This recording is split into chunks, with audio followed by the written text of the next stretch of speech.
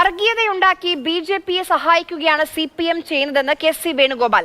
പിടിച്ചു നിർത്തേണ്ടത് ബി.ജെ.പിയെ അല്ല UDF-നെയാണ് എന്ന ചിന്തയിൽ CPM പോകുന്നത് അധപ്പതനത്തിന്റെ തെളിവാണ്. പാലക്കാട് എവിടെയാണ് CPM ബി.ജെ.പിയെ അറ്റാക്ക് ചെയ്തതെന്നും KC വേണുഗോപാൽ ചോദിക്കുന്നു.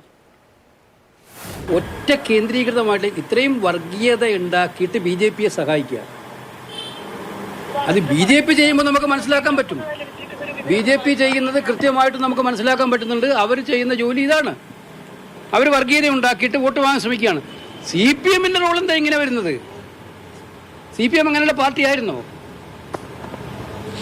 പാലക്കാട് ബി.ജെ.പിയെ ജയിപ്പിക്കാൻ വേണ്ടിയിട്ടുള്ള എന്ത് ഡീലാണ് അവർ നടത്തിയത്?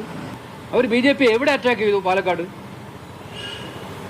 അപ്പോൾ ബി.ജെ.പി ഒരു പ്രശ്നമേ അല്ല, അവർ ജയിച്ചു പോട്ടെ, പിടിച്ചു നിർത്തേണ്ടത് UDF-നെയാണ് എന്ന ചിന്താഗതിയിൽ CPM പോവുക എന്ന് പറയുന്നത് അങ്ങേറ്റത്തെ അധപ്പതനത്തിന് തെളിവാണെന്നതിന് സംശയമില്ല.